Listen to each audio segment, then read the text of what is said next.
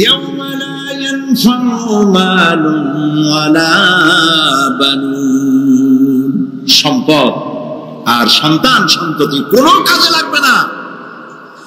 মা তার সন্তানকে চিনবে না, সন্তান তার মাকে চিনবে না, বাপ তার সন্তানকে চিনবে না, কেউ কাউকে পরিচয় দিবে না। কি মারাত্মক অবস্থা! মানুষ চরম অসহায় হয়ে যাবে। চতুর্দিকে ফেরেশতার আনাগোনা, সূর্য মাত্র 1 হাত উপরে, প্রচন্ড তাপ নিয়ে সূর্য অবস্থান নেবে, মাথার চাঁদি ফেটে গিয়ে গুনাহগারের মাথার মগজ গলে গলে পড়তে থাকবে। পিপাসার যন্ত্রণায় জিহ্বাটা ঝুলে কুকুরের মতো করে নাভিস্থল পর্যন্ত ঝুলে পড়বে। কেউ উপকার করবে, কেউ জিজ্ঞাবেও। অনেক লোক আছে পীরের কাছে মুরিদ হয় আর মনে করে পীর সাহেব করে কিয়ামতে সুপারিশ করবে। অসম্ভব। আয়াতুল কুরসির মধ্যে আমরা পড়ি, মান যাল্লাযী ইয়াশফাউ ইনদাহু ইল্লা বিইজনিহি। কে আছে এমন, কার হিম্মত আছে আল্লাহ পাকের বিনা অনুমতিতে কথা বলে? সুবহানাল্লাহ বলে। কোথার পীর কোথার খাজা বাবা হারায় যাবে।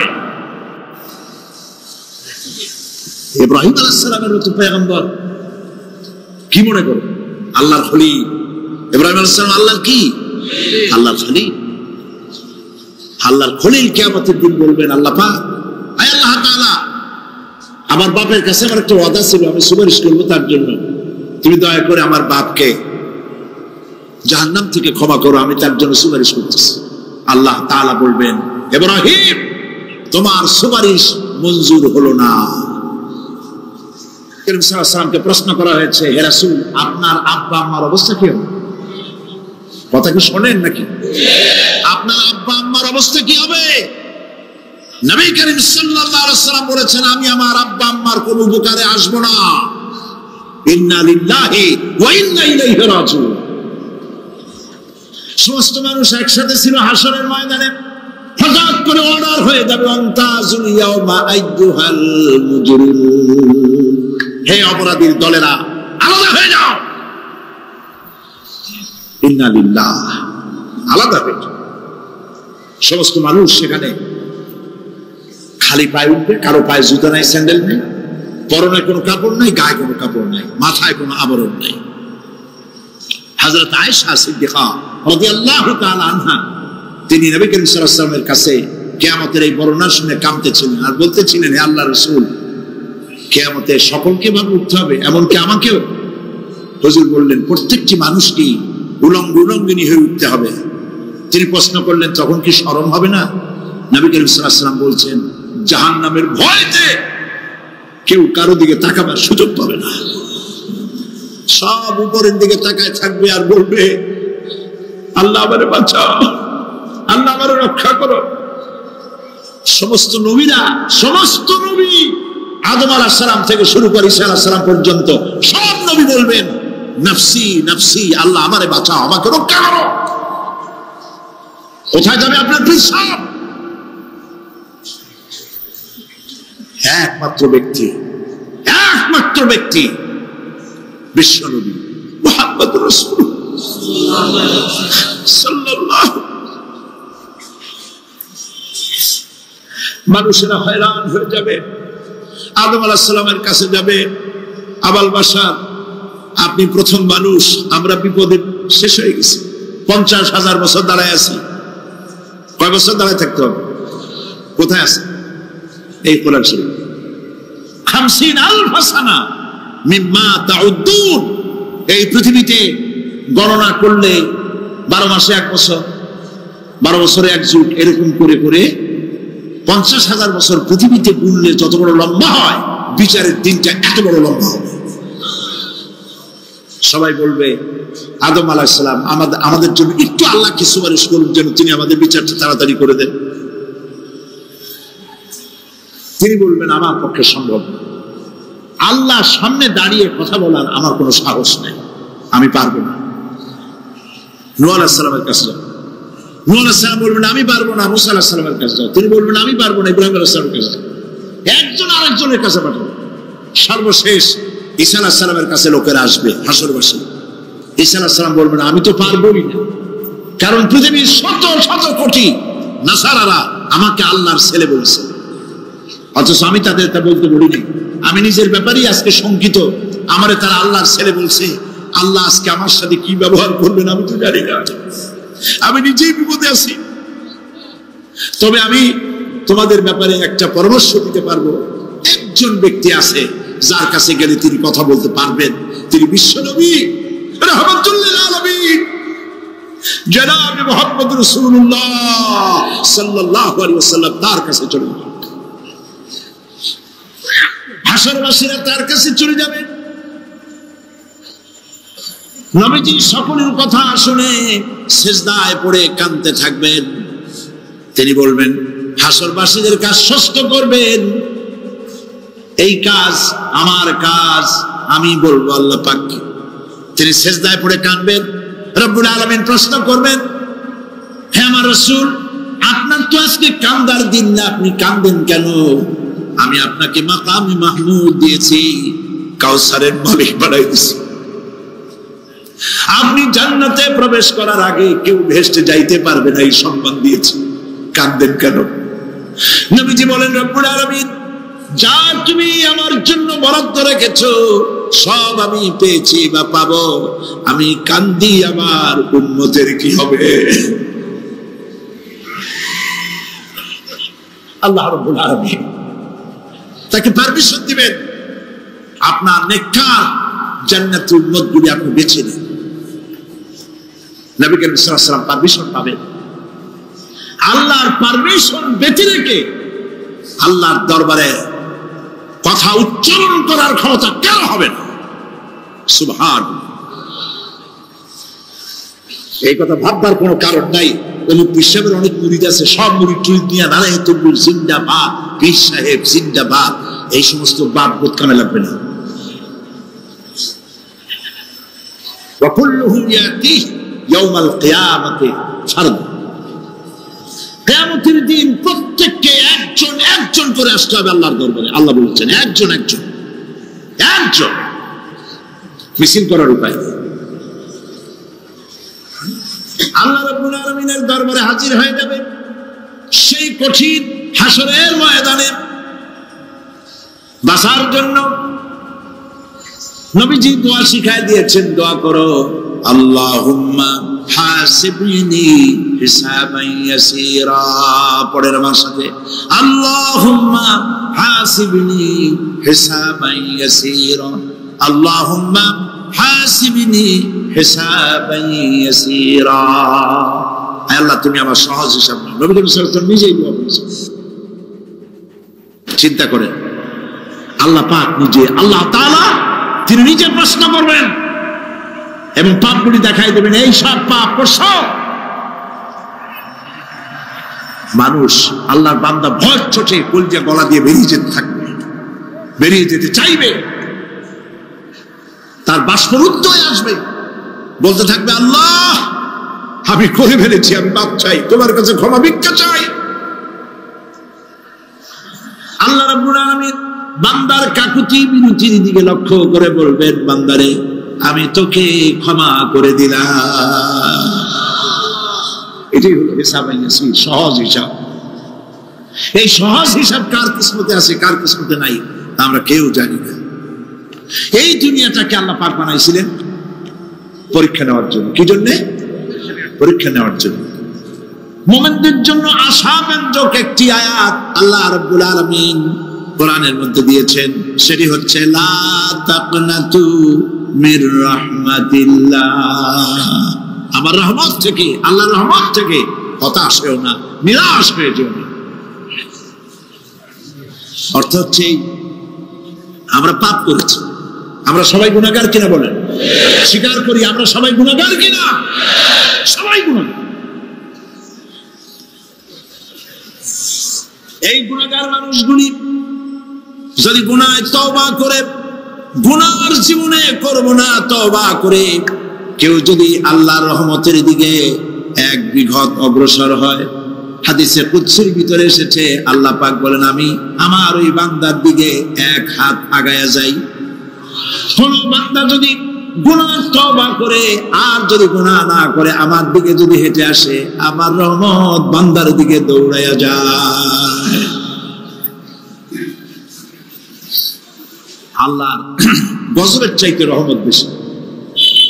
বান্দা তোমার গুনাহ যদি আকাশ সমান হয়, আল্লাহ তোমার গুনাহ যদি পাহাড় সমান হয়, আল্লাহর রহমত আকাশ সমান। তোমার গুনাহ যদি আকাশ সমান হয়, আল্লাহর রহমত তার আরশ আজিম ছেয়ে গেছে। মাপ চাও, ক্ষমা চাও, তওবা করো, জীবনে গুনাহ আর করবে না। যে ব্যক্তি তওবা করবে, গুনাহ থেকে বাঁচবে, আল্লাহ তাদেরকে রক্ষা করবে। প্রিয় ভাইয়েরা, এই দুনিয়ার জিন্দেগিতে পৃথিবীর মহব্বতে আমরা পাগল হয়ে গেছি। সবাই শুধু টাকা টাকা টাকা ছাড়া দুনিয়াটা ফাঁকা। দুনিয়া কা মজা লে লো, দুনিয়া তোমারি হ্যায়। প্রিয় ভাইরা, এই দুনিয়াটার দৃষ্টান্ত একটা পরের স্ত্রীর মতো সুন্দর যুবতী, রূপবতী, স্বাস্থ্যবতী পরের একটা স্ত্রী। এইটারে দেখে আফসোস করে কোনো লাভ আছে? জবাব দেন, যারা কথা বুঝেন তারা জবাব দেন। অন্যের সুন্দরী তরুণী, তন্নী, রূপবতী যুবতী, রূপের ছটায় চতুর্দিকে আলোকিত, এরকম একটা পরের বউ দেখে আফসোস করে কোনো লাভ আছে? ওর তো বিয়ে হয়ে গেছে, তুমি আফসোস করে লাভ নেই, গলা গড়ি দিয়ে মরলেও লাভ নেই। এখন কবরের ভিতরে ফেরেশতা চলে এসেছে। বেঈমান হয়ে যদি মারা যেয়ে থাকে, ঈমান নিয়ে মরে নাই, বেঈমান হয়ে মারা গেছে, কলেমা মনে আসে নাই, জিজ্ঞেস করা হবে মান রাব্বুকা মা দীনুকা মান নবিয়ুকা, কে তোমার রব, কি তোমার দিন, কে তোমার নবী? বেঈমান বলবে হায় হাতা লা আদরি, জানি না।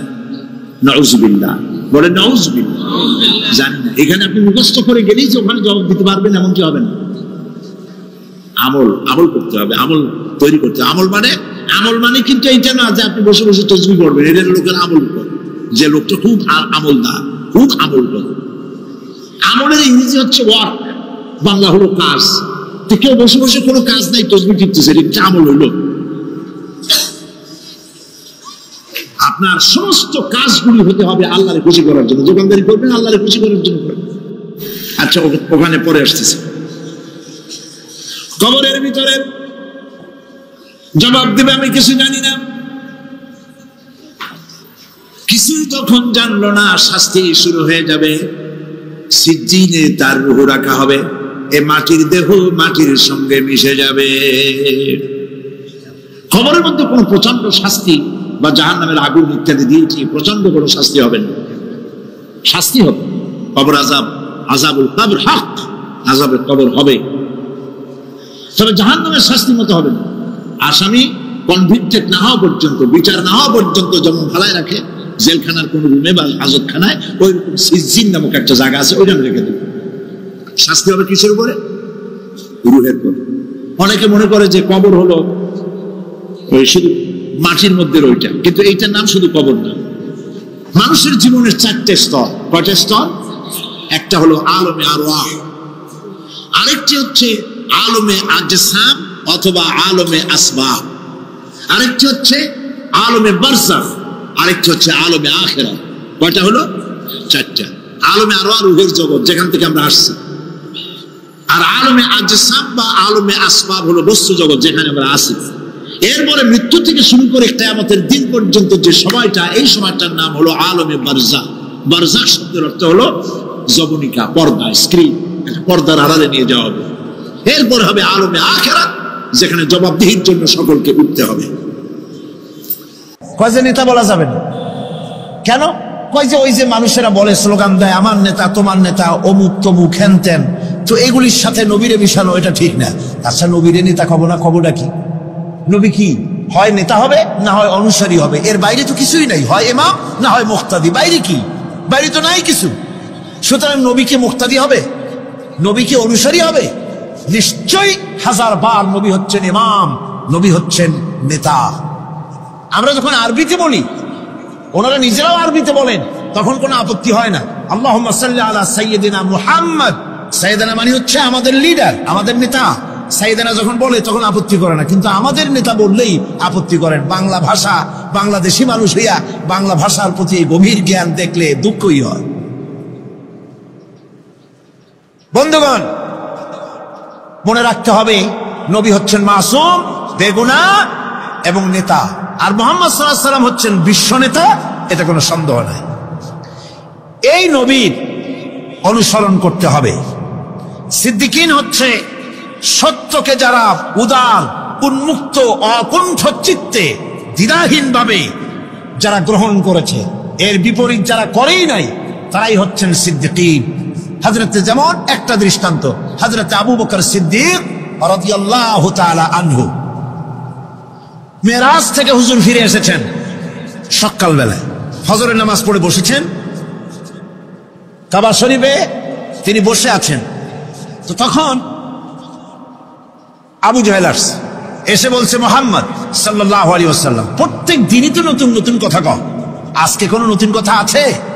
হুজুর বললেন, হ্যাঁ নতুন কথা আছে। কি? বলে, এই তো শেষ রাত্রে জিবরাইল আসছিল, আমারে নিয়ে গেল বাইতুল মুকাদ্দাসে, জেরুজালেমে গিয়ে নামাজ পড়লাম, ওইখান থেকে মহাকাশ পাড়ি দিলাম, 7 আকাশ পাড়ি দিলাম, সিদরাতুল মুনতাহা গেলাম, আরশে আজিম ভ্রমণ করলাম, আল্লাহর সাথে কথা কইলাম, জান্নাত জাহান্নাম দেখলাম, তারপরে আবার এই আয়েশা নামাজ পড়িয়া তোমাদের সাথে কথা বলতেছে। আবু জাহেল কয় যে, খাইস, যাও, মাথাটা একটু ভালো ছিল, এখন তাও সর্বনাশ হয়ে গেছে। কয়, মুহাম্মদ সাল্লাল্লাহু আলাইহি ওয়াসাল্লাম, তুমি যা বললা এই কথাটা আমি কি হুবহু মানুষের কাছে বলবো? হুজুর বলছেন, অবশ্যই বলো গিয়ে। আবু জাহেল চিন্তা করলো, দিস ইজ দ্য মোমেন্ট, এটাই হলো আসল সুযোগ পেয়ে গেছে মানুষকে বিভ্রান্ত করার জন্য। সবার আগে ছুটে চললো হযরত আবু বকর রাদিয়াল্লাহু তাআলা আনহুর বাড়িতে, যে বলছেন, আবু বকর শুনেছো? বলে, কি? মুহাম্মদ সাল্লাল্লাহু আলাইহি ওয়াসাল্লাম এই রকমের কথা বললো, বেচারার মাথাটা যাও ভালো ছিল, শেষ। হুজুর বলছেন, আবু জাহেল, আমার রাসূল কি এরকম বলেছেন? আবু জাহেল বলছে, আমার নিজ কানে শুনে আসলাম, এখনো তিনি সেখানে বসা। হযরত আবু বকর বলেন, আবু জাহেল, আমার আল্লাহর নবী তিনি যদি এরকম কথা বলে থাকেন, তাহলে আমি কোনো সন্দেহ পোষণ করি না, অবশ্যই আল্লাহ রাব্বুল আলামিনের হাবিব যা বলেছেন তা সত্য। হযরত আবু বকর রাদিয়াল্লাহু তাআলা আনহু মসজিদে হারামে আসলেন, হুজুরকে জিজ্ঞেস করলেন, হুজুর, আবু জাহেল আমাকে এইসব কথা বললো, এগুলি কি ঠিক? হুজুর বললেন, হ্যাঁ। তিনি ঘটনা বয়ান করলেন। হযরত আবু বকর বললেন, হে রাসূল, আপনি যা বলেছেন সত্য বলেছেন, আপনার মেরাজ ঠিক হয়েছে, সঠিক হয়েছে, সন্দেহ নাই। হুজুর বলেন, আবু বকর, তুমি তো শুধু আবু বকর নাও, তুমি সিদ্দিক।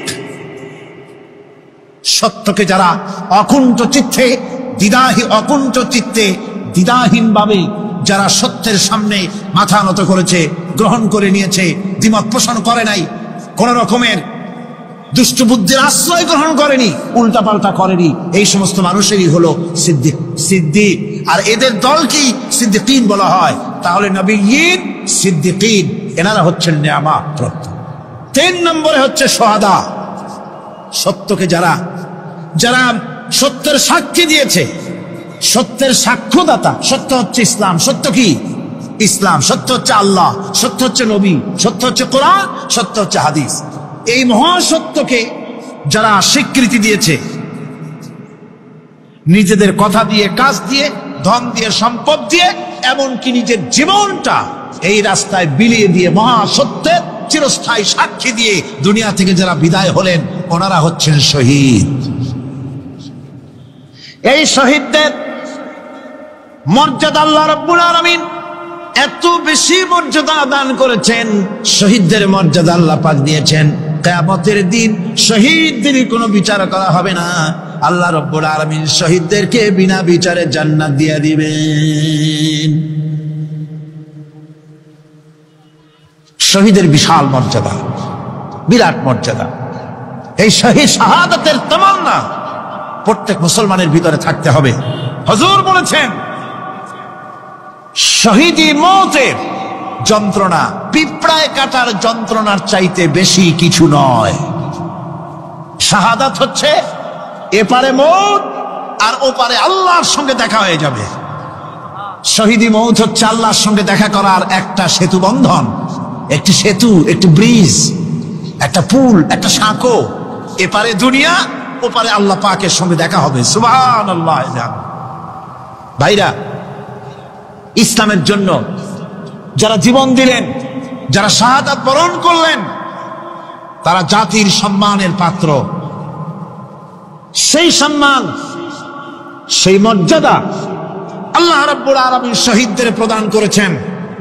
হযরত আব্দুল্লাহ জুলবাজাদাইন, যার কথা বুখারীতে লেখা হয়েছে। সুবহানাল্লাহ। কোন যুবক মানুষ ইসলাম কবুল করেছেন। ইসলাম কবুল করতে গিয়ে বাড়ি ঘর জায়গা জমি কিছুই ছিল না। ছোট্ট অবস্থায় বাবা মারা গেছে, চাচার ঘরে লালিত পালিত হচ্ছিলেন। এরপরে রাসূলের প্রতি ঈমান আনবেন, চাচার ভয়তে পারেন না। হুজুর হিজরত করলেন।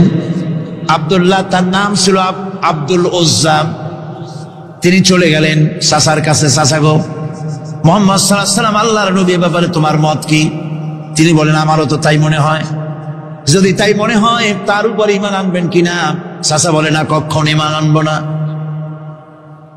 ভাতিজা বলতেছেন, চাচাজি, বছরের পর বছর ধরে অপেক্ষা করতেছিলাম, আমি আপনার অধীনে আছি বলে ইসলাম কবুল করতে পারি নাই। আমার ইচ্ছা ছিল আপনি আগে করবেন, তারপরে আপনাকে দেখা দেখি আমি করব। কিন্তু আপনি যখন ইসলাম কবুল করলেন না, আর করবেন না বলে যখন ঘোষণা দিলেন, আপনাকে উপস্থিত রেখে আমি ঘোষণা দিলাম, লা ইলাহা ইল্লাল্লাহু মুহাম্মাদুর রাসূলুল্লাহ। চাচা বলছে, ভাতিজা, এর পরিণাম জানো? কয় না, জানি না। এর পরিণাম হচ্ছে তুমি আমার বাড়িতে থাকো, আমার বাড়ি ছাড়তে হবে। বললেন, রাজি আছি। উট ছাগল ভেড়া ঘোড়া যা দিছি ছাড়তে হবে। বলছে, রাজি আছি। চাচা বলছে, শুধু তাই নয়, পরনে যে লুঙ্গি আছে, গায়ে যে জামা আছে, তামার পয়সার লুঙ্গি জামা ছাড়তে হবে। ভাতিজা বলছে, ইমানের জন্য যা চাও সব ছেড়ে দেব। জামা লুঙ্গি খুলে ফেলে দিয়ে দিলেন। হাদিস। তিনি চলে গেলেন মায়ের কাছে ওই অবস্থায়। মা এই যুবক ছেলেকে উলঙ্গ অবস্থায় দেখে দুই হাত দিয়ে নিজের চোখ চেপে ধরেছেন। বাবা, তোমার এই অবস্থা কেন? ছেলে বলছেন, মা, ঈমান আনার কারণে আমার এই অবস্থা হয়েছে। মা বলে, বাবারে, কি চাও আমার কাছে? আব্দুল উজ্জা বলছে, মা, কিচ্ছু চাই না, একটুখানি কাপড় আমারে দাও, আমি বিশ্ব নবী মুহাম্মদ সাল্লাল্লাহু আলাইহি ওয়াসাল্লামের খেদমতে যেতে চাই। মায়ের কাছে পুরানা কম্বল ছিল, কম্বলটা তিনি দিয়ে দিলেন। হযরতে, এখনো তো সে মুসলমান হয়নি, ওই কম্বলটা ছিঁড়ে নিয়ে দুই টুকরা করে কম্বলটা পরলেন, আদাটা তাতে করে হাঁটু ঢাকে না, আর একটা কোন রকম গায়ে দিলেন। এরপরে হেঁটে হেঁটে কষ্ট করে মদিনায় চলে গেলেন। মসজিদে নববীর ভিতরে ঢুকে দরজার কাছে বসা বিশ্বনবী জনাবে মুহাম্মদ রাসূলুল্লাহ সাল্লাল্লাহু আলাইহি ওয়াসাল্লাম মসজিদে নববীতে, যুবক, হাঁটুর উপরে কাপড়, মাথার চুল উস্কো খুস্কো চেহারা, ক্ষুধার্ত চেহারা। হুজুর জিজ্ঞেস করছেন, তুমি কে? তিনি বললেন, আমার নাম আব্দুল উজ্জা। তোমার এই অবস্থা কেন? তিনি বললেন, হুজুর, ঈমান আনার জন্য বাড়ি ঘর জায়গা জমিন উট বাছুর সব হারাইছি, এমনকি পরনের লুঙ্গিও আমারে দেয় নাই, মার কম্বলটা ছিঁড়িয়ে এনেছি। নবীজি আসহাবে সুফফার ভিতরেই তাকে বসতে দিলেন, তাকে থাকতে দিলেন, আর বললেন, তারে কোরআন শরীফ শিখাবা। আব্দুল উজ্জাকে হুজুর বললেন, তোমার নাম উজ্জা নয়, তোমার নাম আব্দুল্লাহ। হাদিস শরীফে এসেছে, আল্লাহর কাছে দুইটা নাম বেশি প্রিয়, একটা হচ্ছে আব্দুল্লাহ আর একটা হচ্ছে আব্দুর রহমান। মুসলমান হলেন। এরপরে আসহাবে সুফফার মধ্যে বসে আছেন, কোরআন শরীফ জোরে জোরে তেলাওয়াত করেন। আসহাবে সুফফা রাসূলের কাছে নালিশ করলেন, অভিযোগ করলেন, হুজুর, এই আব্দুল্লাহর কোরআন শরীফ এত জোরে পড়ে, তার চিল্লানির জ্বালায় আমরা বিশ্রাম করতে পারি না। নবীজি বললেন, সাহাবীরা, আব্দুল্লাহকে বেশি করে চিল্লাইতে দাও, বাধা দিও না, কারণ তার ঈমান বড় দামের ঈমান হয়েছে, ঈমান আনতে গিয়ে কিছু আনতে পারে নাই, তাকে বাধা দিও না, প্রাণ ভরে চিল্লাইতে দাও, জোরে জোরে পড়তে দাও। ইতিমধ্যে তাবুকের যুদ্ধে রণদামামা বেজে উঠেছে। রোমান সৈন্যরা হুজুরের সঙ্গে যুদ্ধ করবে, জিহাদ করবে, ইসলামকে পরাজিত করার জন্য তারা আক্রমণের প্রস্তুতি নিল। নবীজি রোমানদের সঙ্গে লড়াই হবে বলে সাহাবায়ে কেরামদের কাছে সাহায্য চাইলেন, যার কাছে যা আছে অস্ত্রপাতি জমা করো, টাকা দাও, পয়সা দাও। সবাই মিলে দিতে লাগলেন। দিতে দিতে মহিলারা গলার হার, নাকের ফুল, কানের দুল হুজুরের সামনে স্তূপ হয়ে গেছে, টাকা করে সোনা দানা সব শুদ্ধ। হুজুর বলছেন, সাহাবীরা সবাই তো সব জিনিস দিলে, আমার আবু বকর দেখি না কেন? হযরত আবু বকর রাদিয়াল্লাহু তাআলা আনহু একটা পিলারের আড়ালে দাঁড়ানো ছিলেন। হুজুরের ডাক শুনে তিনি আসলেন, হাতে ছোট্ট একটা থলি, চোখে পানি। থলিটা হুজুরের হাতে তুলে দিলেন। হুজুর থলি ছাড়লেন, দেখা গেল কয়েকটা দিরহাম আর কয়েক কেজি গম, আর কিছু নাই। হুজুর তাকালেন, দেখছেন আবু বকর রাদিয়াল্লাহু তাআলা আনহু চোখের পানিতে দাড়ি ভিজে ভিজে পড়তেছে। হুজুর বললেন, আমার সাহাবীরা, আজ তোমরা সকলে মিলে যে দান করেছো, সেই দানের তুলনায় আবু বকর যে দান করেছে আল্লাহ রাব্বুল আলামিনের কাছে তা বেশি মূল্য হয়েছে। মনের মধ্যে অনেকের প্রশ্ন জাগলো, কেমন করে তা হলো? আমরা এত এত দিলাম। হুজুর জিজ্ঞেস করলেন, ও সাহাবী, তুমি কত দিয়েছো? বাড়ি কত আছে? তিনি বললেন, এত দিছি, এত আছে। তুমি কত দিয়েছো? কত রেখে এসেছো? প্রত্যেকে এরকম বলল। হযরতে ওসমান, হযরতে ওমর, হযরতে আলী রিদওয়ানুল্লাহ তাআলা আলাইহিম আজমাইন, তারাও বললেন, অর্ধেক এনেছি, অর্ধেক থুই আসছি, 2 ভাগ এনেছি, 1 ভাগ রেখে আসছি। সব শেষে নবীজি হযরত আবু বকর রাদিয়াল্লাহু তাআলা আনহুকে প্রশ্ন করলেন, আবু বকর, তুমি কি এনেছো আর বাড়ি কি রেখে এসেছো? হযরত আবু বকর বলেন, ইয়া রাসূলুল্লাহ, ইয়া হাবিবাল্লাহ, আমার বাড়িতে জাগতিক সম্পদ বলতে যা বুঝায় সবটুকু এনে নবীজির কদম মোবারকে দান করে দিয়েছি। আবু বকরের ঘরে এখন আল্লাহ আর তার রাসূল ছাড়া কোনো জিনিস বাকি নাই, যা ছিল সব এনেছি।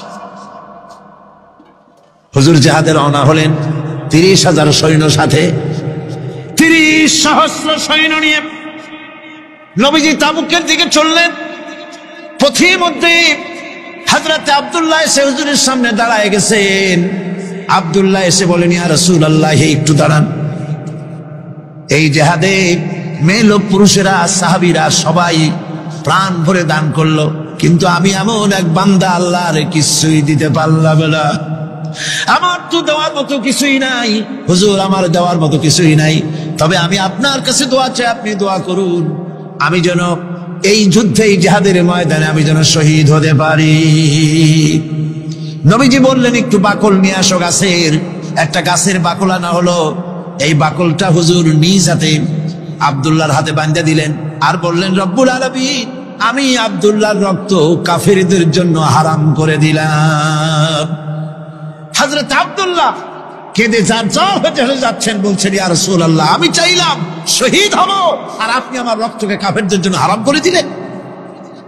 হুজুর বলেন, আব্দুল্লাহ, এখন যদি তোমার মৃত্যু জ্বরের ভিতর হয়, আল্লাহ রাব্বুল আলামিন তোমারে শাহাদাত নসিব করে দিবেন। তাবুকের ময়দানে হুজুর চলে গেলেন। কয়েকদিন পরে খবর আসলো হুজুরের কাছে, আব্দুল্লাহ কয়েকদিন জ্বর ভোগ করে আব্দুল্লাহ মারা গিয়েছেন। হুজুর বললেন, তার জানাজার ব্যবস্থা করো, কাফন দাফনের ব্যবস্থা করো। ব্যবস্থা হয়ে গেল। রাতের বেলায় দাফন হবে। একজন লোক কবরের কাছে দাঁড়ায় টিম টিম করে একটা আলো নিয়ে দাঁড়ায় আছে, আর একজন লোক কবরের ভিতরে নেমেছেন। 2 ব্যক্তি লাশ 2 হাতে উঁচু করে নিয়ে আসতেছেন কবরের কাছে। যিনি কবরের ভিতরে দাঁড়ানো, তিনি বলতেছেন, লাশ বহন করে তোমরা যে 2 জন আনতেছো, লাশের সাথে খবরদার বেয়াদবি করো না, তোমাদের ভাইয়ের সঙ্গে আদব করো। এই বলে কবরের ভিতরে যিনি দাঁড়িয়েছিলেন, তিনি লাশটারে ধরলেন। কবরের ভিতরে দাঁড়ায় যিনি লাশ ধরেছেন, লাশকে কবরে শোয়াই দিয়েছেন, তিনি আর কেউ নন, তিনি বিশ্ব নবী মুহাম্মদুর রাসূলুল্লাহ। নিজের হাতে হযরত আব্দুল্লাহকে শোয়াই দিলেন। লাশ বহন করে যে 2 জন আনলেন, তার একজন হলেন হযরত আবু বকর, আর একজন হযরত ওমর রাদিয়াল্লাহু তাআলা আনহুমা। আর আলো নিয়ে যিনি দাঁড়িয়েছেন, টিম টিম করে জ্বলতেছেন, তিনি হযরতে বেলাল। কবরের ভিতরে হযরতে আব্দুল্লাহকে শুইয়ে দিয়ে উপরে মাটি দিয়ে নবীজি কবরের দুই দিকে হাত দিয়া আল্লাহ রাব্বুল আলামিনের দরবারে ফরিয়াদ তুললেন, রব্বুল আলামিন, আমি আজকে সন্ধ্যা পর্যন্ত এই আব্দুল্লাহর প্রতি রাজি ছিলাম, খুশি ছিলাম। আল্লাহ গো, তুমি আব্দুল্লাহর প্রতি রাজি হয়ে যাও। হযরত ইবনে মাসউদ রাদিয়াল্লাহু তাআলা আনহু পাশে দাঁড়ানো ছিলেন, চিৎকার দিয়ে কেঁদে কেঁদে বললেন, আয় আল্লাহ তাআলা, এই কবরের ভিতরে আজকে আব্দুল্লাহর লাশটা না হইয়া যদি আমার লাশ হতো, আমার ভাগ্যটা খুলে যেত। এই জমিন যে এত ভালোবাসলেন, এত মামলা মকদ্দমা করলেন, এই জমিনের এক ইঞ্চিও খেতে পারবেন না, বরং মরে দেখেন জমিন হা করে আপনাকে গিলে ফেলে দেবে। আপনার হাড্ডি গুড্ডি গুস্ত সুদ্ধা মিশে যাবে এই মাটিতে। সূর্যের আলোর ঝলকানি চলে গেছে, আলোর তীব্রতা আর নাই। গোটা পৃথিবীর উপরে আমি একটা কালো চাদর দিয়ে ঢেকে দিলাম রাতের আধার, আর একেবারে অন্ধকার না করে আকাশে ডিম লাইটের মতো করে কতগুলি তারা জ্বালায়া দিলাম। এখন কেউ জেগে নাই, সব ঘুমানো। আমার প্রেমিক কে আছো, ওঠো, উজু করে সিজদায় পড়ে যাও, সিজদায় পড়ে যাও, কান্দো, গুনাহ মাপ চাও, যা করেছ মাপ চাও।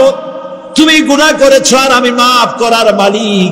ইন্নাল্লাহা ইয়াগফিরুয যুনুবা জামিআ, সব মাফ করে দেব, গুনাহগুলি নেকি দিয়া বদলায় দেব। আমার কাছে কাঁদো, চোখের পানি ফেলো। প্রিয় ভাই, সব রাতে জাগতে শুকুর। রাসূলুল্লাহ বলেছেন, ওর থেকে ভালো স্বামী আর দুনিয়ায় নাই। কে বলেছেন? রাসূলুল্লাহ বলেছেন, ওর থেকে ভালো স্বামী আর দুনিয়ায় নাই, যে গভীর রাত্রে নিজে জেগে তাহাজ্জুদ রুজু করে নিজের বউরে উঠায়। বউ উঠতে চায় না, পানি এনে বউর মুখের উপরে ছিটায় দেয়, ওঠো বিবি, একসাথে তাহাজ্জুদের নামাজ পড়ি। রাসূলুল্লাহ বলেছেন, ওর থেকে ভালো বউ পৃথিবীতে আর নাই, যে বউ রাতের বেলায় ঘুমের থেকে জেগে তাহাজ্জুদ রুজু করে, স্বামীর উঠাইতে চেষ্টা করে, ওঠে না, উজুর পানি স্বামীর চেহারায় ছিটায় দেয় আর বলে, স্বামী ওঠো, একসাথে তাহাজ্জুদের নামাজ পড়ি। এই পৃথিবীতে আমাদের ভালোবাসা যেন শেষ না হয়, এক জান্নাতে যেন থাকতে পারে। কাঁদো, ওঠো। গভীর রাত্রে তাহাজ্জুদের নামাজ পড়ে মাথাটা নিচু করে গুনগুন করে গাইতে থাকেন, ইয়া আল্লাহু, পড়ে ইয়া আল্লাহু, ইয়া রহমানু, ইয়া রহিমু, ইয়া হাইয়ু, ইয়া কাইয়ুম। প্রাণ দিয়া বলেন, ইয়া আল্লাহু, ইয়া রহমানু, ইয়া রহিমু, ইয়া হাইয়ু, ইয়া কাইয়ুম। ইয়া আল্লাহু, ইয়া রহমানু, ইয়া রহিমু, ইয়া হাইয়ু, ইয়া কাইয়ুম। তাহাজ্জুদের নামাজ পড়ে এভাবে আল্লাহরে ডাকে দেখেন, চোখ দিয়া পানির বন্যা নেমে আসে, যদি ঈমান একটুও থাকে। এই কান্না, নবীজি বলেছেন, জাহান্নামের ভয়তে আমার সাথে না ভরমানি করেছে। এই শরমে পড়ে বান্দা যখন চোখ দিয়া পানি ছেড়ে দেয়, ওই চোখের পানি নাকের অর্ধেক আসতে না আসতে আমি আমার বান্দারে মাফ করে দেই। আল্লাহু আকবার। আল্লাহ আমাদের কান্দার তৌফিক দাও, তাহাজ্জুদ পড়ার তৌফিক দাও, পাঁচ ওয়াক্ত নামাজ পড়ার তৌফিক দাও, তোমাকে ভয় করার তৌফিক দাও, তোমার ভয় আর মহব্বত দিয়ে কলিজা ভরে দাও, তোমার রাসূলুল্লাহর মহব্বত দিয়ে আমাদেরকে পাগল বানায় দাও। যিনি রিসিভ করবেন, যার সাহায্যের কাঙ্গাল, বদামল করে তার শত্রু বানায় রাখছি, বন্ধু বানাইতে পারি না, তাহলে কি জবাব হবে কিয়ামতে? কি হবে কবরে? কি হবে উপায়? এই জন্যে প্রিয় ভাইয়েরা আমার, দুনিয়ার সঙ্গে মহব্বত কমায় দিয়া আখিরাতের মহব্বত বেশি করে করতে হবে। আর দুনিয়ায় যতদিন বেঁচে আছি ততদিন নেক আমল করে মানুষের সাথে সদাচরণ করতে হবে। আল্লাহ তাআলা বলেছেন লাইসাল বিররা আন তুওয়াল্লু ওয়াজুহাকুম কিবালাল মাশরিকি ওয়াল মাগরিবি ওয়ালাকিন্নাল বিররা মান আমানা বিল্লাহি ওয়াল ইয়াউমিল আখির। পূর্ব এবং পশ্চিমে কতবার তুমি মাথা ঝুঁকাইছো, এটাই কিন্তু তোমার জন্য কল্যাণ, এর মধ্যে কল্যাণ নিহিত নয়। তার মানে কি, আপনি কত সেজদা আল্লাহরে দিলেন, কত মানুষ তো আছে সেজদা দিতে দিতে কপালে কালো দাগ হয়ে গেছে, আছে না? কিন্তু মিথ্যা ছাড়েন। কিয়ামতের দিন, বুখারী শরীফের হাদিস, আল্লাহ পাকের নবী বলেছেন কিয়ামতের দিন সর্বপ্রথম আল্লাহ জিজ্ঞেস করবেন বান্দা নামাজ পড়ছো কিনা।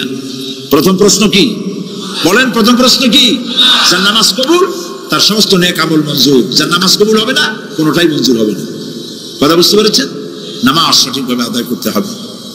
নবী করিম সাল্লাল্লাহু আলাইহি ওয়াসাল্লাম ইন্তেকালের 5 দিন আগে থেকে জ্বরাক্রান্ত হলেন, রোগাক্রান্ত হলেন, জ্বরে আর মাথার যন্ত্রণায় অস্থির হয়ে যেতে লাগলেন, বেহুশ হন আবার হুশ হন। যেদিন তিনি ইন্তেকাল করবেন তার আগের দিনেও তিনি জোহরের নামাজ পড়ার জন্য সাহাবীদের কাঁধের উপরে ভর দিয়ে নামাজ পড়তে গেছেন, পা উঁচু করে নিতে পারেন নাই, পা টেনে টেনে নিয়েছেন। তিনি সেখানে খুতবা দিলেন, বললেন ও আমার উম্মতিরা, এই পৃথিবীতে আল্লাহ রাব্বুল আলামিন তার এক বান্দাকে পৃথিবীর সব জাগতিক সম্পদ দিতে চেয়েছিলেন, কিন্তু সেই বান্দা সব জাগতিক সম্পদকে উপেক্ষা করে আল্লাহর সঙ্গে দিদার করা বেশি পছন্দ করেছেন। কেউ কিছুই বুঝলো না। হযরত আবু বকর রাদিয়াল্লাহু তাআলা আনহু খুব কাঁদতে লাগলেন। তিনি বুঝতে পেরেছেন যে এই পৃথিবীতে সমস্ত সম্পদ দিতে চেয়েছিলেন আল্লাহ যাকে, তার নাম বিশ্বনবী। তিনি সবগুলি উপেক্ষা করে আল্লাহর সঙ্গে দিদার করা বেশি পছন্দ করেছেন। আমরা অতি তাড়াতাড়ি নবীজি থেকে নবীর এতিম হয়ে যাব। পরের দিন ঈশার নামাজের রক্ত হলো, আজান হয়ে গেল, মসজিদে মুসল্লিরা ভরে গেছে, সাহাবায়ে কেরাম সব এসে গেছেন। হুজুরের জন্য বহুক্ষণ অপেক্ষা করার পর হযরতে আবু বকর রাদিয়াল্লাহু তাআলা আনহু তিনি ইমামতির জায়গায় দাঁড়ায় গেছেন। নবীজি বেহুশ অবস্থায় ছিলেন ঘরের মধ্যে। হুশ আসার পর তিনি হযরত আয়েশাকে বললেন, আয়েশা, মসজিদে নববীতে এখন কি হতেছে? তিনি বললেন, নামাজ হচ্ছে, লোকেরা আপনার অপেক্ষা করেছে, কিন্তু আপনাকে না পাইয়া দীর্ঘক্ষণ অপেক্ষা করার পর আপনাকে না পেয়ে আমার বাবার ইমামতিতে তারা নামাজ পড়তেছে, কিন্তু মুসল্লিদের মধ্যে কান্নার রোল পড়ে গিয়েছে। তাদের ধারণা হয়েছে নবীজির জায়নামাজে যখন হযরত আবু বকর দাঁড়ায় গেছে, নবীজির পিছনে নামাজ পড়া আর আমাদের কিসমতে হবে না। নবীজি বলছেন, আয়েশা রে, মসজিদে নববীর দিকের দরজাটা খুলে দাও, আমি নামাজের দৃশ্য দেখতে চাই। দরজা খুলে দেওয়া হলো। নবীজি কোন রকম মাথা উঁচু করে মসজিদে নববীতে নামাজের দৃশ্য নিজে অবলোকন করে আবার শুয়ে পড়লেন। হযরত আয়েশা লক্ষ্য করে দেখেন নবীজির চোখের পানি দিয়ে কোনা দিয়া পানি বেয়ে বেয়ে পড়ছে। হযরত আয়েশা প্রশ্ন করলেন, ইয়া রাসূলুল্লাহ, নামাজের দৃশ্য দেখি কাঁদছেন কেন? হুজুর বলেন, আয়েশা রে, এটা কোনো দুঃখের পানি নয়, আমি কাঁদতেছি এই জন্যে, এই নামাজের জামাত কায়েমের জন্য তাইফের ময়দানে অনেক রক্ত ঝরেছে, আবার উহুদের ময়দানে দান দান শহীদ হয়েছে, সাহাবায়ে কেরাম জীবন দিয়েছে। আজ আমি দেখতে পেলাম আমার উম্মতেরা জামাতে নামাজ পড়ছে। আমার ধারণা হলো ভবিষ্যতে কিয়ামত পর্যন্ত আমার উম্মতেরা এইভাবে জামাত বন্দী হয়ে নামাজ আদায় করবে। নবীজি আবার বেহুশ হয়ে পড়লেন। মসজিদে নববী থেকে আজ আর কেউ বাড়ি যায় না, সবাই কান্দে। আজ রাত বোধহয় নবীজি কাটাবেন না। মেয়েরা কাঁদতেছে, সাহাবায়ে কেরাম কাঁদতেছেন, আজওয়াজে মুতাহারাত তারা কাঁদতেছেন। নবীজির আবার হুঁশ হলো, তাকায় দেখেন ঘরের মধ্যে কান্নাকাটি, মসজিদে নববীতে কান্নাকাটি। সব থেকে বেশি কাঁদতেছেন মা ফাতেমা। নবীজি হযরত ফাতেমার কান্না দেখে ইশারা করলেন, কাছে আয়। হযরত ফাতেমা রাসূলের কাছে গেলেন। নবীজি কানে কানে কি যেন বললেন, কান কান্নাটা বন্ধ হয়ে গেল। হযরত আয়েশা জিজ্ঞেস করলেন, মা তোমার আব্বা তোমার কানে কি বললো আর কান্না বন্ধ হয়ে গেল? হযরত ফাতেমা বলে, আম্মাজি আমার আব্বা আমাকে বললেন, মা ফাতিমা তোমার কান্না আমার বরদাস্ত হয় না, কেঁদো না, আমি মৃত্যুর পরে সকলের আগে তোমার সাথে আমার দেখা হয়ে যাবে। হযরত ফাতেমা বলছেন, আম্মাজি আমি বুঝতে পেরেছি আমার আব্বার এই কথার অর্থ কি। নবীজির ইন্তেকালের পরে আত্মীয় স্বজনের মধ্যে সবার আগে আমার মৃত্যু হবে আর আমার পিতার সাথে আমি মিলিত হতে পারবো। আর যখন শেষ হয়ে এলো, নবীজি হুঁশ হয়েছে, তাকায় দেখেন হযরত জিবরাইল দাঁড়ানো। হযরত জিবরাইল নবীজির চেহারা মোবারকের দিকে তাকায় বলেন, আসসালামু আলাইকা ইয়া রাসূলুল্লাহ, আল্লাহ আপনাকে সালাম বলেছেন। আর আল্লাহ পাক জানতে চেয়েছেন আপনার মুখে আপনি কেমন আছেন। আল্লাহ জানেন আপনার অবস্থা কি, তারপরেও আপনার মুখে শুনতে চেয়েছেন আপনি কেমন আছেন। নবীজি বলছেন, জিবরাইল বড় কষ্টে আছি, বড়ই যন্ত্রণা, বড়ই কষ্ট। হযরত জিবরাইল বলছেন, ইয়া রাসূলুল্লাহ আজকে এক নতুন ফেরেশতা আমি সাথে করে নিয়ে এসেছি। এই ফেরেশতা পৃথিবীর কোন নবী অথবা কোন মানুষের কাছে যাওয়ার জন্য অনুমতি চায় না, আজ আপনার কাছে অনুমতি ভিক্ষা চায় কাছে আসার জন্য। ওই ফেরেশতার নাম হচ্ছে মালাকুল মউত। হযরত মালাকুল মউত বলেন, ইয়া রাসূলুল্লাহ এই পৃথিবীতে আদম আলাইহিস সালাম থেকে নিয়ে পর্যন্ত কোন মানুষের জান কবজের জন্য আমার অনুমতি চাওয়া লাগে নাই, আর কোনোদিন লাগবে না। আজ আমি আসার সময় আল্লাহ বলেছেন আপনার জান কবজের জন্য আমি যেন আপনার কাছে অনুমতি ভিক্ষা চাই। নবীজি বলছেন, আমি যদি অনুমতি না দেই তো কি হবে? হযরত মালাকুল মউত বলছেন, ইয়া রাসূলুল্লাহ অনুমতি যদি না দেন আমি ফেরত চলে যাব, আমাকে সেভাবেই বলা হয়েছে। হযরত জিবরাইল বলেন, ইয়া রাসূলুল্লাহ আল্লাহ রাব্বুল আলামিন আপনার দিদারের ইন্তজার করতেছেন।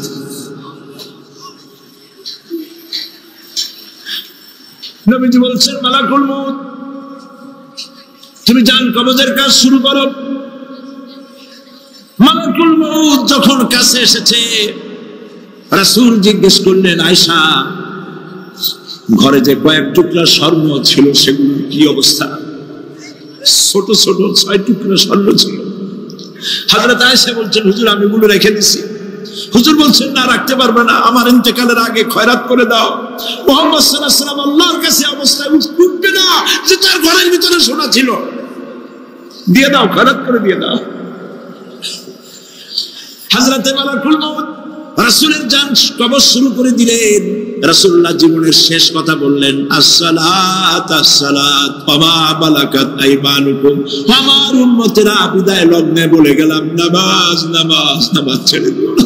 নবী করিম সাল্লাল্লাহু আলাইহি ওয়াসাল্লাম বলেছেন, মানুষের সাথে যদি হাসি মুখে কথা বলো একটা সদকা দেওয়ার সমান সওয়াব হয়ে যাবে। মানুষকে ভালোবাসো, গরিবদের ভালোবাসো, তাদের অর্থ করি দাও, পয়সা করি দাও, তোমার যা আছে দিতে থাকো। কুয়ার পানি যত উঠাবেন তত কুয়ার পানি ভালো থাকবে, আর পানি উঠাবেন না কুয়ার পানি পচে যাবে। এই জন্য আল্লাহর রাস্তায় পয়সা যত ইনকাম হচ্ছে খরচ করতে থাকেন, আল্লাহ পাক দিতে থাকবেন। আল্লাহ পাক বলেছেন যে সদকার মালকে আল্লাহ বৃদ্ধি করে দেন, আর দান সদকা যারা করে না, যাকাত দেয় না, তাদের মালকে আল্লাহ ধ্বংস করে দেন, হালাক করে দেন। এগুলোর দাম নাই, অশান্তি বাড়বে, বউ কথা শুনবে না, সন্তানাদি কথা শুনবে না, মামলা মোকদ্দমা, অশান্তি আর অশান্তি। আর আল্লাহর পথে থাকুন, আল্লাহ শান্তি বাড়ায় দেবেন। আমরা বলি আমিন। প্রিয় ভাই সব, আমি কিছু আলোচনা আজকে আল্লাহ পাক যা করাইছেন এগুলি যেন আল্লাহ আমারে আমল করার তৌফিক দেন। আমি মাঝে মধ্যে ভয় পাই, একদিন তো এই খবর নিশ্চয়ই হবে যে সাইদি বিদায় হয়ে গেছে। সেদিন খালি হাতে যেন আল্লাহর কাছে না যাই, আমি যেন আসামি না হই যে আমি যা বলছি মানুষকে 40 বছর একটানা যা বললাম আমি নিজে আমল করতে পারি নাই। এরকম ভিক্ষুক যেন আমি না হই, আমি যা মানুষকে বলেছি আমি যেন তা আমল করতে পারি। আমি আপনাদের কাছে দোয়া চাই। আমরা কেউ বাঁচবো না, এই যে দেখা হলো আবার দেখা নাও হইতে পারে। সেই জন্য আমরা আমাদের জীবনকে যেন তৈরি করি।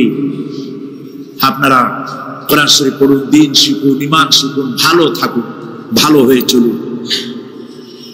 আল্লাহ রাব্বুল আলামিন পরীক্ষার জন্য আমাদেরকে এই ময়দানে ছেড়ে দিয়েছেন। প্রশ্ন কি হবে আল্লাহ সব বলে দিয়েছেন। প্রশ্ন কি হবে? তোমার যৌবন, এ ব্যাপারে প্রশ্ন করা হবে। কোন পথে ইনকাম করেছো প্রশ্ন করা হবে। কোন পথে খরচ করেছো প্রশ্ন করা হবে। দ্বীনের ইলম যতটুকু হাসিল করেছিলে তার কতটুকু নিজে পালন করেছো, আর দ্বীনের দাওয়াত কতটুকু মানুষের কাছে পৌঁছায়ছো, প্রত্যেকটি ব্যাপারে কিয়ামতে আল্লাহর কাছে জবাব দিতে হবে। মানুষের জীবন আমল দিয়ে গঠন হয়, আমল দিয়ে জীবন গড়ে, নইলে এই মাটির তৈরি দেহ জান্নাত আর জাহান্নামের কিছু দিয়ে তৈরি হয়নি। আপনি ইচ্ছে করলে দেহটাকে জাহান্নামের জন্য উপযোগী করতে পারেন, ইচ্ছে করলে এই দেহটাকে জান্নাতের জন্য উপযোগী করতে পারেন। এটি আপনার ইখতিয়ারে আল্লাহ দিয়েছে, আপনাকে বাধ্য করা হয় নাই যে সেজদা না দিলে ফেরেশতা এসে ঘাড়ের উপরে পিটাবে। সুদ ঘুষ সেনা করলে পরে ঠ্যাং পিটায় ভেঙে দেওয়া হবে। কোরআনে কারীমে আল্লাহ পাক বলেছেন, আফাগায়রা দীনিল্লাহি ইয়াবগুন ওয়া লাহু আসলামা মান ফিস সামাওয়াতি ওয়াল আরদি তাওআন ওয়া কারহা। আল্লাহর দেওয়া জীবন ব্যবস্থা ছেড়ে দিয়ে তোমরা কি অন্য কোন মতবাদ তালাশ করো? ওয়া লাহু আসলামা মান ফিস সামাওয়াতি ওয়াল আরদ, অথচ আকাশে যা আছে জমিনে যা আছে সব আনুগত্যের মস্তক আমার সামনে অবনত করে দিয়েছে। সুবহানাল্লাহ। মানুষকে আল্লাহ পাক ইখতিয়ার দিয়েছেন, ইচ্ছে করলে মাহফিলও আসতে পারেন, ইচ্ছে করলে সিনেমাও ঢুকতে পারবেন, অসুবিধা নেই। অসুবিধার জন্য কিয়ামত, ওখানে হিসাব হবে। এখানে আপনি সূর্য চন্দ্র ফেরেশতা, ফেরেশতারও কোনো মাজাল নাই, কোনো ইখতিয়ার নাই আল্লাহর হুকুমের বাইরে কিছু করে। আল্লাহ যা করতে বলেছেন তাই করতে হবে, এর বাইরে এক চুলও নড়তে পারবে না। পরীক্ষা দিয়ে যদি কেউ ফেল করে, ম্যাট্রিক পরীক্ষা দিয়ে ফেল করেছে, ফাজিল পরীক্ষা দিয়ে ফেল করেছে, আবার পরীক্ষা দিয়ে পাশ করার সুযোগ আছে, আবারও ফেল করেছে, আবারও পরীক্ষা দিয়ে পাশ করার সুযোগ আছে। 10 বার যদি ফেল করে আরো 10 বার পাশ পরীক্ষা দিয়ে পাশ করার সুযোগ আছে। কিন্তু কিয়ামতের দিন আল্লাহ রাব্বুল আলামিনের জীবনের পরীক্ষায় কোনো মানুষ যদি আল্লাহর আদালতে ফেল করে বসে একবার, দ্বিতীয়বার পরীক্ষা দেওয়ার আর কোনো সুযোগ নাই। এই পৃথিবীতে যদি কেউ নিম্ন আদালতে মামলায় হেরে যায়, জজ কোর্টে করবে, যদি হেরে যায় হাইকোর্টে করবে, হেরে গেলে আপিল করবে সুপ্রিম কোর্টে, সুপ্রিম কোর্টেও যদি হেরে যায় তাহলে প্রেসিডেন্টের কাছে আপিল করবে। সুযোগ আছে কয়েকবার। কিন্তু কিয়ামতের দিন জীবনের আদালতে কোনো মানুষ যদি একবার ফেল করে বসে, জীবনের মামলায় যদি একবার হেরে যায়, দ্বিতীয়বার আপিল করার আর কোনো জায়গা নাই। সে আখিরাতে রেজাল্ট আউট হবে। আমরা সব মরে যাব, আমরা সব কি হব? সব মরে যাব। আল্লাহ পাক আমাদেরকে উঠাবে না। মানুষকে কবরে রাখার সময় আমরা কি বলি? মিনহা খালাকনাকুম, জানেন না? পড়েন, মিনহা খালাকনাকুম ওয়া ফিহা নুঈদুকুম ওয়া মিনহা নুখরিজুকুম তারাতান উখরা। এই মাটি দিয়ে তোমাকে তৈরি করা হয়েছিল, এই মাটির মধ্যে রেখে গেলাম, এর থেকে আবার তোমাকে উত্থিত করা হবে। কে বলতেছেন এ কথা? আল্লাহ পাক বলছেন, আল্লাহ তাআলা বলছেন। তোমার ছোট্টবেলায় যখন তোমার টাইফয়েড হয়েছিল, অসুখ করেছিল, গরিব বাবা, বাড়িতে ল্যাপ নাই, খাতা নাই, তোষক নাই, সেই জায়গায় মা তার কাপড় বিছায় দিয়া বুকের উপরে নিজের শরীরের উষ্ণতা দিয়া বাঁচায় রাখার চেষ্টা করেছে, নিজে না খেয়ে খাওয়াইছে, অসুখ সারে না। মা ওই মুমূর্ষু বাচ্চার সেরানে তার মাথার কাছে বসে তাহাজ্জুদের নামাজ পড়ে কোরআন শরীফ তেলাওয়াত করে, চোখ দিয়া পানি পড়ে আর বলতে থাকে, রব্বুল আলামিন আমার জীবনটারে দিয়ে আমার কলিজার টুকরা সন্তানটারে বাঁচাইয়া দাও। যেই মা নিজের জীবন দিয়া সন্তান বাঁচাইতে চাইল, সেই সন্তান আজকে বউ পাইয়া মাকে ভুলে যায়, মায়ের সাথে খারাপ ব্যবহার করে। আল্লাহ রাব্বুল আলামিন বলেছেন, মা বাবার সঙ্গে খারাপ ব্যবহার করো না, ভালোবাসায় কথা বলো। ওয়াকুল লাহুমা কাওলান কারীমা, সম্মান সূচক কথা বলো। মা বাবার জন্য দোয়া করো আমার কাছে। কে বলতেছে? আল্লাহ তাআলা বলছেন দোয়া করো আমার কাছে এই ভাষায়, রব্বিরহামহুমা কামা রাব্বায়ানি সাগীরা। পড়েন সবাই, রব্বিরহামহুমা কামা রাব্বায়ানি সাগীরা। আয় আমার রব, আমার মা বাপ যেমনি ছোটবেলায় আমাকে অত্যন্ত যত্ন করে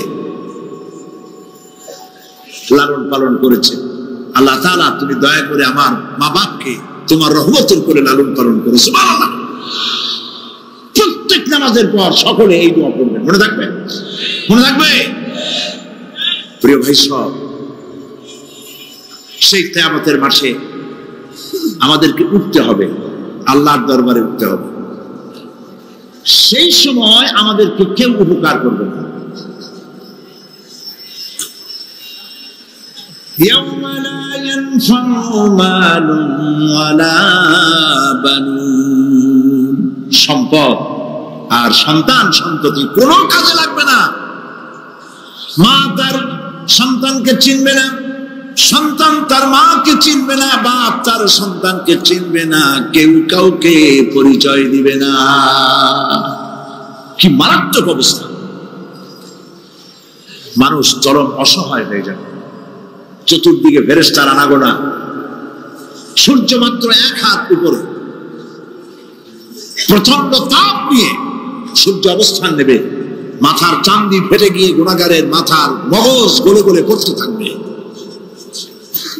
পিপাসার যন্ত্রণা জিহ্বাটা ঝুলে কুকুরের মতো করে নাভিস্থল পর্যন্ত ঝুলে পড়বে। কেউ উপকার করবে, কেউ জিজ্ঞাবেও। অনেক লোক আছে পীরের কাছে মুরিদ হয় আর মনে করে পীর সাহেব করে কিয়ামতে সুপারিশ করবে। অসম্ভব। আয়াতুল কুরসির মধ্যে আমরা পড়ি, মান যাল্লাযী ইয়াশফাউ ইনদাহু ইল্লা বিইজনিহি। কে আছে এমন, কার হিম্মত আছে আল্লাহ পাকের বিনা অনুমতিতে কথা বলে? সুবহানাল্লাহ বলে। কোথার পীর কোথার খাজা বাবা হারায় যাবে। ইব্রাহিম আলাইহিস সালামের মতো পয়গম্বর কি মনে করো? আল্লাহর খলিল। ইব্রাহিম আলাইহিস সালাম আল্লাহর কি? আল্লাহর খলিল। আল্লাহর খলিল কিয়ামতের দিন বলবেন, আল্লাহ পাক, আয় আল্লাহ তাআলা, আমার বাপের কাছে আমার একটা ওয়াদা ছিল, আমি সুপারিশ করবো তার জন্য, তুমি দয়া করে আমার বাপকে জাহান্নাম থেকে ক্ষমা করো, আমি তার জন্য সুপারিশ করতেছি। আল্লাহ তাআলা বলবেন, ইব্রাহিম তোমার সুপারিশ মঞ্জুর হলো না। করিম সাল্লাল্লাহু আলাইহি ওয়াসাল্লামকে প্রশ্ন করা হয়েছে, হে রাসূল আপনার আব্বা আম্মার অবস্থা কি হবে? কথা কি শোনেন নাকি? আপনার আব্বা আম্মার অবস্থা কি হবে? নবী করিম সাল্লাল্লাহু আলাইহি ওয়াসাল্লাম বলেছেন, আমি আমার আব্বা আম্মার কোনো উপকারে আসব না। ইন্না লিল্লাহি ওয়া ইন্না ইলাইহি রাজিউন। সমস্ত মানুষ একসাথে ছিল হাসরের ময়দানে, হঠাৎ করে অর্ডার হয়ে যাবে, আনতাজুল ইয়াউমা আইয়ুহাল মুজরিমুন, হে অপরাধীর দলেরা আলাদা হয়ে যাও। ইন্না লিল্লাহ, আলাদা হয়ে যাও। সমস্ত মানুষ সেখানে খালি পায়ে উঠবে, কারো পায়ে জুতা নাই, স্যান্ডেল নেই, পরনে কোনো কাপড় নাই, গায়ে কোনো কাপড় নাই, মাথায় কোনো আবরণ নেই। হযরত আয়েশা সিদ্দিকা রাদিয়াল্লাহু তাআলা আনহা, তিনি নবী করিম সাল্লাল্লাহু আলাইহি ওয়াসাল্লামের কাছে কিয়ামতের এই বর্ণনা শুনে কাঁদতেছিলেন আর বলতেছিলেন, হে আল্লাহর রাসূল, কিয়ামতে সকলকে ভাবে উঠতে হবে, এমনকি আমাকেও?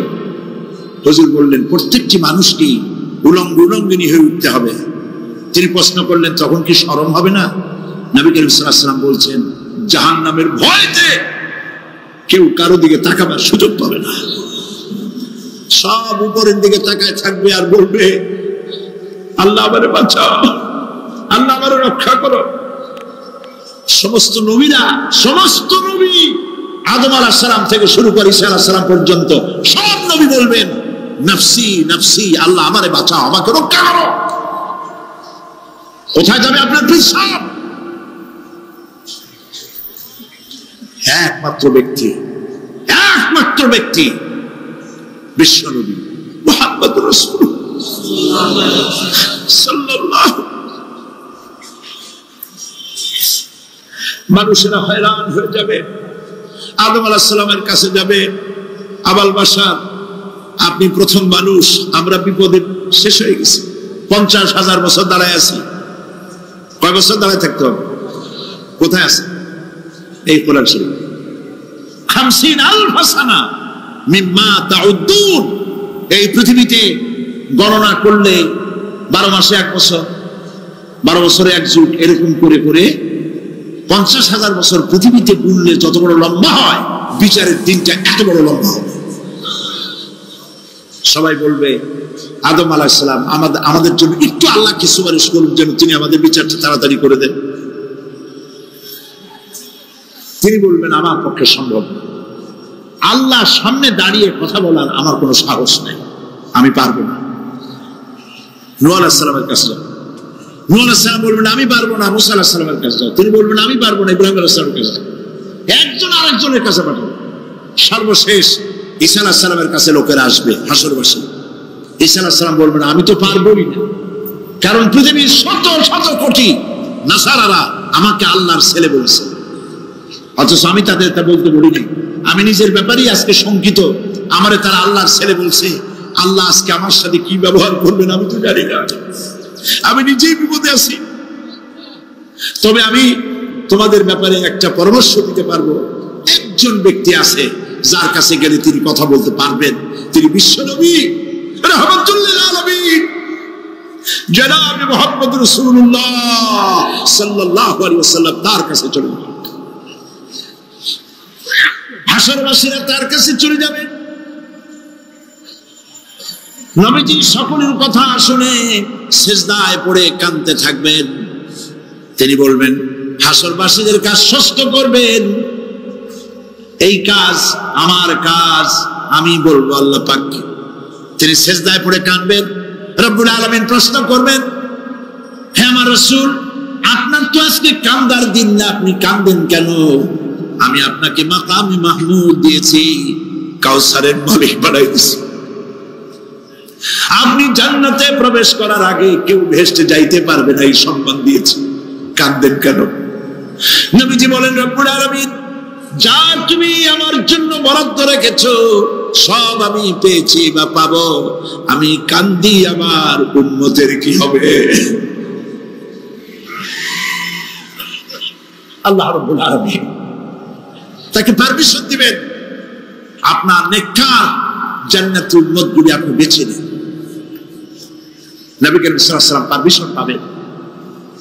আল্লাহর পারমিশন বেঁচে রেখে আল্লাহর দরবারে কথা উচ্চারণ করার ক্ষমতা কেন হবে না?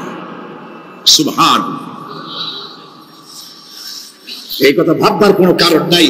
অমুক পীর সাহেবের অনেক মুরিদ আছে, সব মুরিদ টুরিদ নিয়ে নারায়ে তকবীর জিন্দাবাদ, পীর সাহেব জিন্দাবাদ, এই সমস্ত বাদ বোধ কামে লাগবে না।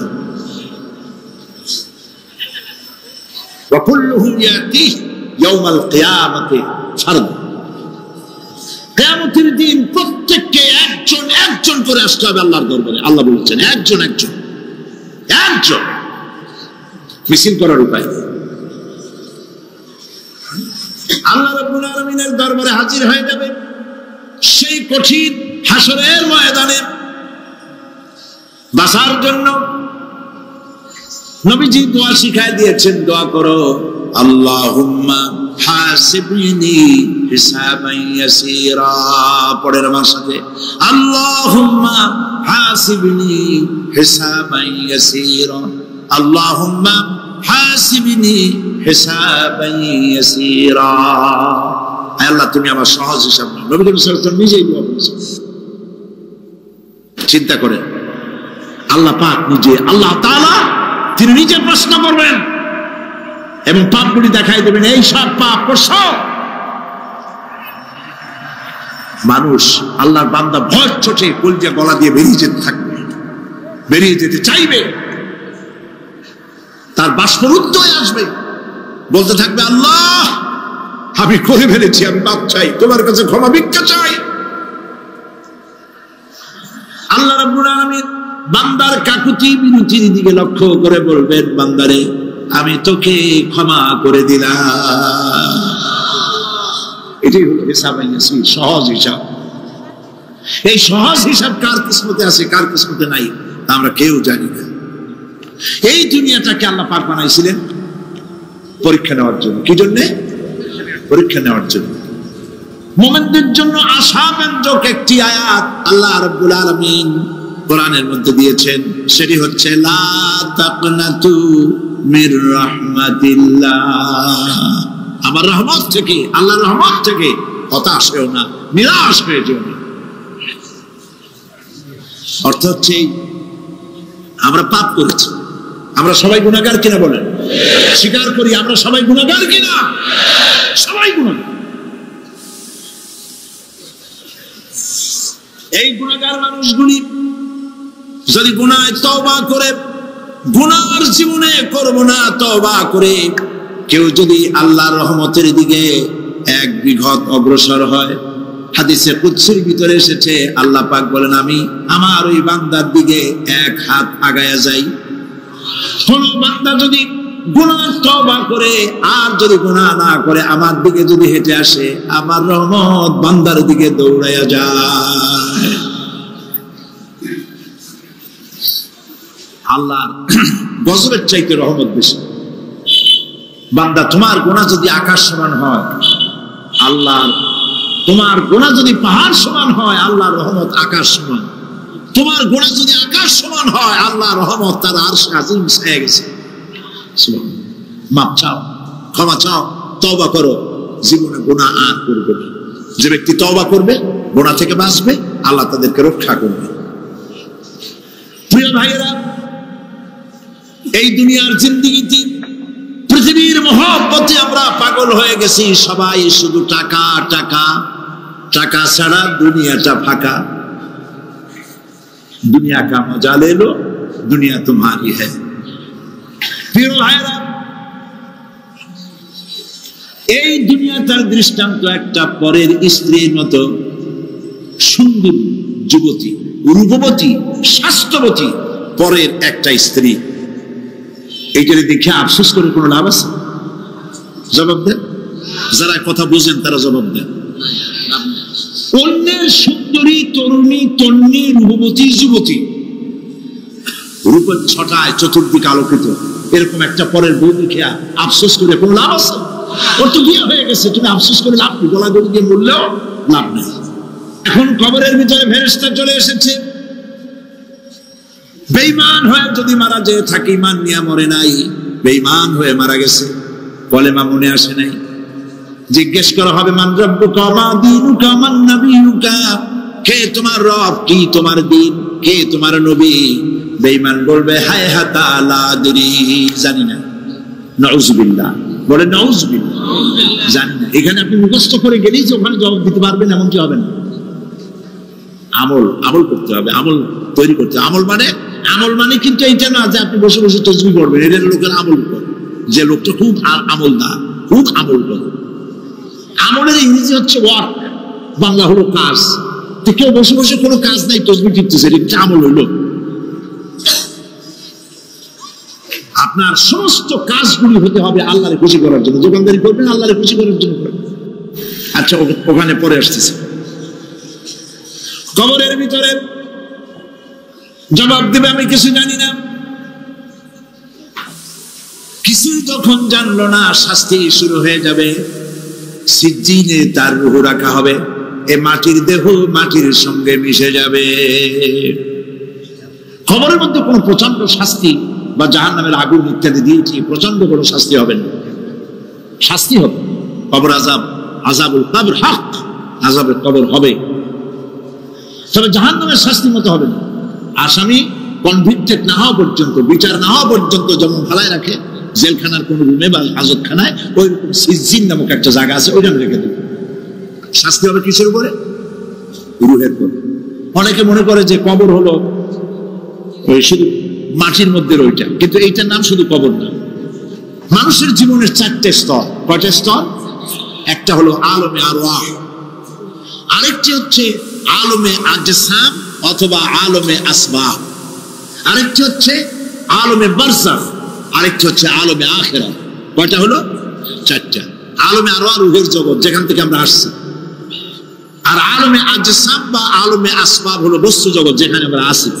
এরপরে মৃত্যু থেকে শুরু করে কিয়ামতের দিন পর্যন্ত যে সময়টা, এই সময়টার নাম হলো আলমে বারজাখ। বারজাখ শব্দের অর্থ হলো জবনিকা, পর্দা, স্ক্রিন, পর্দার আড়ালে নিয়ে যাওয়া হবে। এরপর হবে আলমে আখিরাত, যেখানে জবাবদিহির জন্য সকলকে উঠতে হবে।